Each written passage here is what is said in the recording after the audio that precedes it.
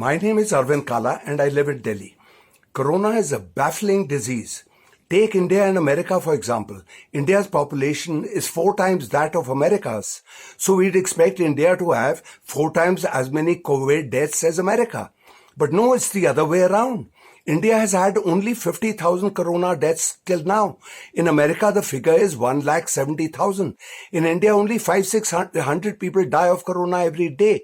In America, the figure is only more than 1,000. So what's going on? How is it that these meat-eating guys are falling by the wayside while we people eating bhindi, kaddu, etc., seem to be okay?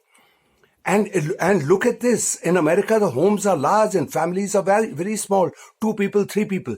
In India, there are 2 crores, 30 lakh homes, which are one-room homes, where 5-6 people live in one room. And these are not my figures. These figures come from the 2011 census. So that is, we seem to have some kind of an immunity. You see, sometimes one thought strikes me. In India, around 60% of the population lives in villages, maybe a little more after the reverse migration of migrants who had come to cities. So is it that in a poor country, tens of thousands of people are dying and are being cremated quietly without anybody getting to know, not even the authorities? But no, then when I rethink, no, that couldn't be so. Because then our cremation grounds, etc., would be overflowing with corpses. But that's not happening.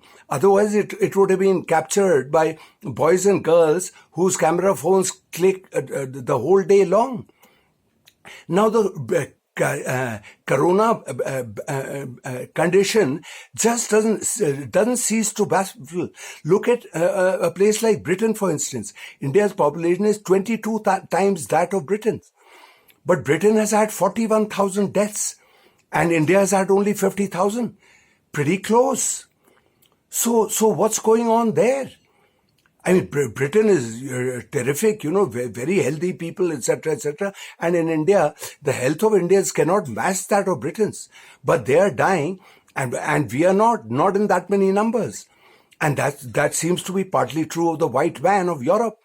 Italy has had a lot of deaths, 35,000. I think Spain is 38,000, 40,000, close to that.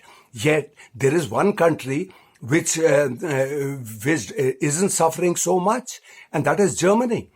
It has 30 million more people than Britain. But Britain's deaths are 4 times that of Germany's. Germany has had only 9,000 deaths, and Britain has 41,000. So there, one country seems to be safe, and the corona eccentricities don't end here. Now everybody is unanimous on the fact that corona is most lethal to old people. The older you are, the more the chance of you falling severely ill from corona or dying. Yet look at Japan. Japan is the oldest society in this world. The oldest. Yet Britain's an old society also, but Britain's deaths are 40 times that of Japan's. Britain's deaths are 41,000 and in Japan the deaths are only 1,000 people going. This is despite the fact that Japan has never closed down ever since Corona began. No lockdowns, nothing. Even now, when the government advises people to close a shop or stuff like that, it's only advisory. There's no crackdown if a person doesn't. If a Japanese doesn't want to wants to open his shop, the government doesn't crack down upon him. It's all allowed. Now, when you look at the low death toll in Japan's good fortune is shared by other countries around it. South Korea has had only 300-400 deaths. Taiwan only 7. Vietnam only 24. And China itself, whose population is more than India's, has had only 4,600 deaths. India's population is less than that of China, marginally less, but India's deaths have been 10 times more, 50,000. So all this is there is a theory shared by virologists, epidemiologists. Tough words, boss, epidemiologists. But there's a theory among them that some virus floated around in East Asia some years ago, which didn't take a lethal toll. It went somewhat unnoticed, but it spread all over East Asia and gave those people a natural immunity which is currently protecting them against corona. That could be so. I mean, it would come out, months from now or years from now as researchers get data together and try to make sense of it. But that is how the whole thing goes. Now, looking at India, I think in some way we may be enjoying it in some kind of immunity that the white man doesn't. I mean, in India, there is no way, there's no man, no technology, no God which can stop the spread of corona.